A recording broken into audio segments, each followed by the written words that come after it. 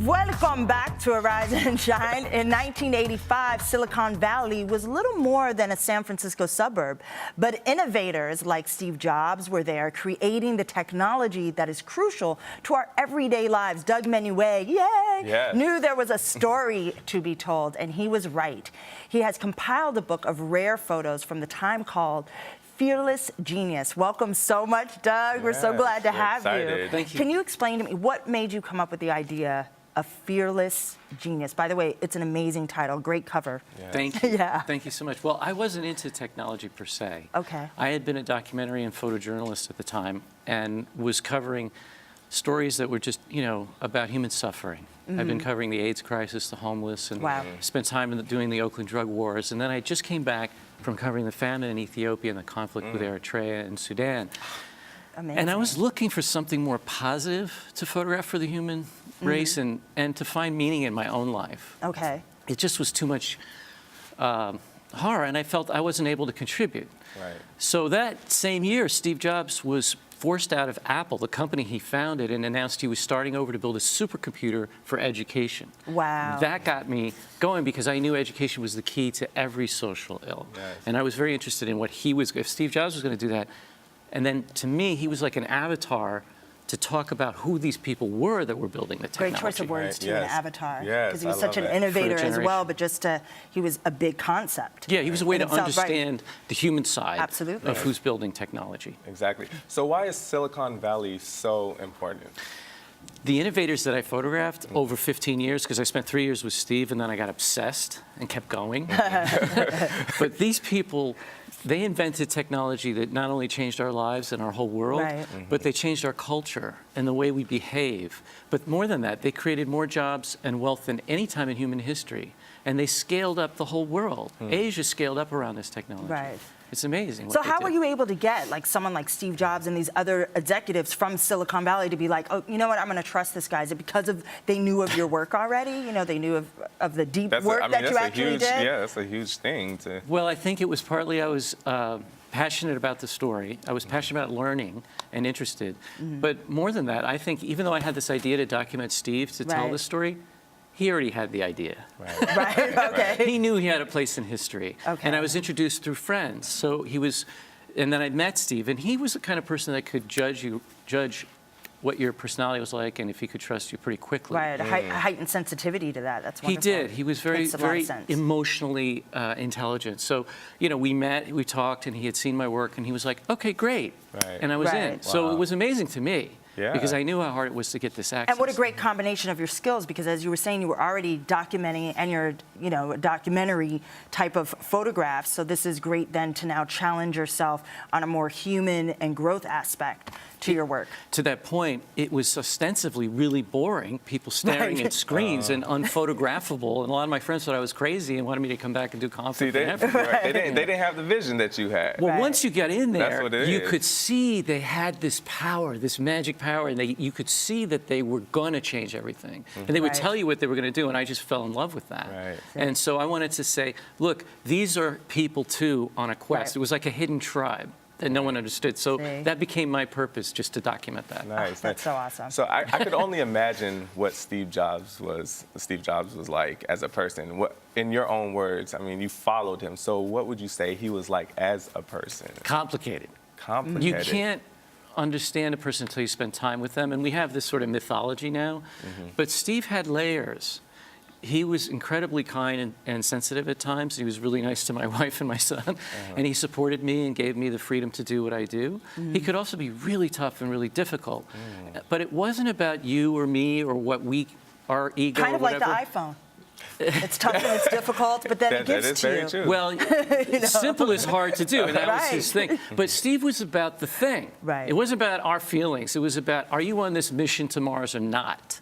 So Right. anything was justified. Right. Right. Because building this technology is so hard. People don't understand the sacrifices that were made. So he was just all can about only doing imagine. that thing. And if he hurt your feelings, whatever, he didn't care. It was about making the thing better. Right. So what was it like for you creatively as a photographer to immerse yourself into this world and to see this rise of technology and to document it? And how was it to document it? Well, it was a steep learning curve. I didn't study math or science, but it was Right. it was fascinating to me to hear these brilliant people gather together and just with this incredible goal. And they were willing to sacrifice everything. Like Steve, they were going off that cliff if they had to. Right. Their lives had meaning because they were completely immersed in trying to improve our lives with this technology. So for me, it was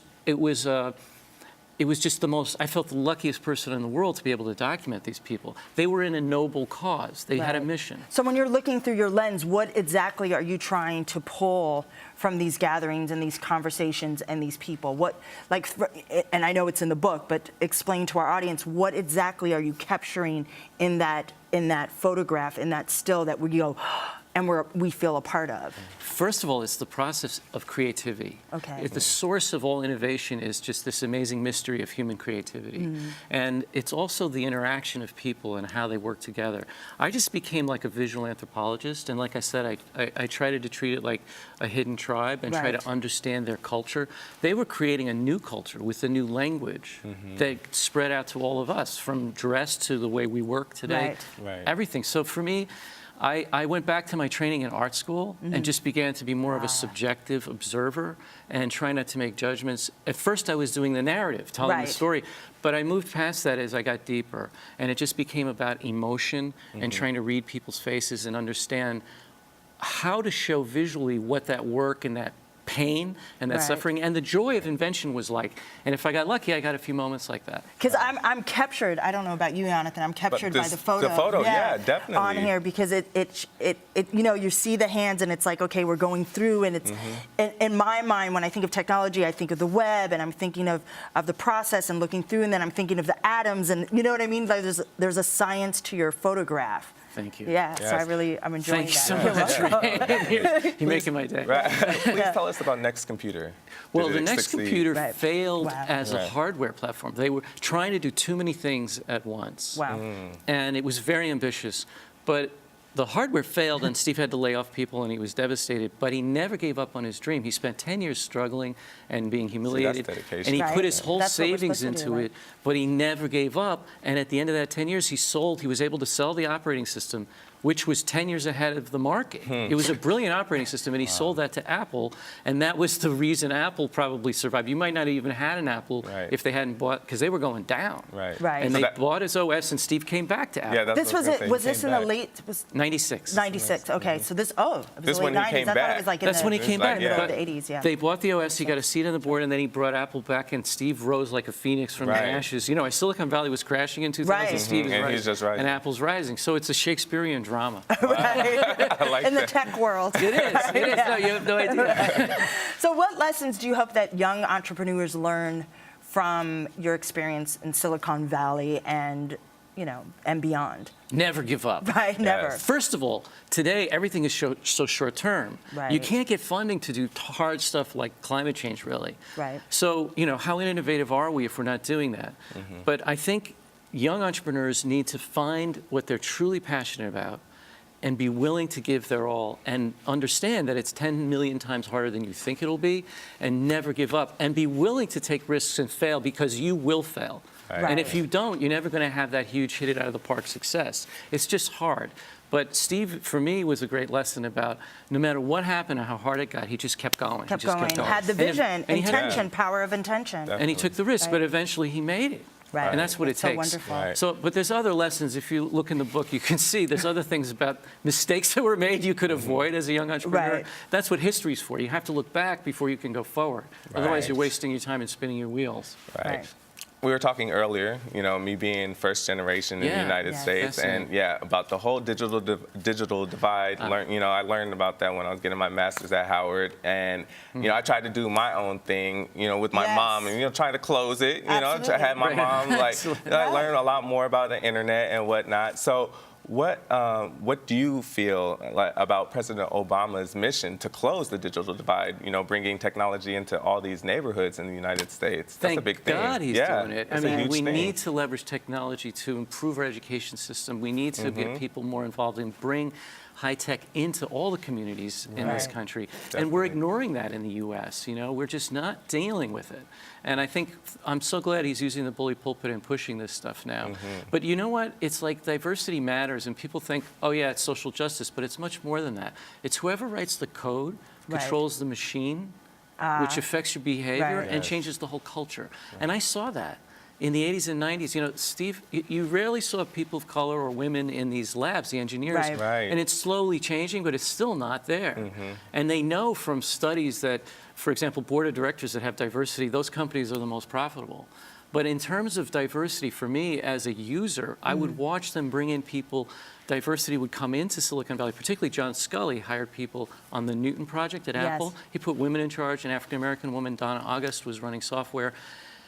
And the product started to change. The dialogue around the table, the battles between software and hardware changed. And the product got better for me as a beta tester. So everybody's point of view matters, especially in terms of bringing easy-to-use technology to the wider culture. That's you so have to amazing. include all voices. And you know, and I think that's what Jobs was about, and I think that's what's wonderful about Fearless Genius, is I think you're incorporating all those things. You're bringing us this diverse community together and showing us, you know, what's behind. What's behind the veil of technology? I'm excited. I'm actually excited to read through it. Yeah, definitely. Well, thank you. And we really thank you so much. What's next for you? I'm trying to make a new model for photographers. My friends in Silicon Valley kind of destroyed the model for artists. You know, but what I'm trying to do is create a platform through the photographs. The book is phase one, and now we're doing a documentary film and a TV series, and then we're creating an education program to inspire the next generation of innovators and entrepreneurs. And we particularly want to go to Africa because right now, forget the headlines. Please do. No, there's so much entrepreneurism and technology and apps and cool stuff from Nairobi to Kenya and Cape Town up to Ethiopia. There's so much happening. I want to get that into the film. So that's so fantastic. Fascinating. Thank you so much for coming. Pleasure. Exciting. All right, to find out more about Doug and the Fearless Genius, to go to fearlessgenius.org, Fearless Genius on Facebook, or follow Doug on Twitter at Doug Menuez.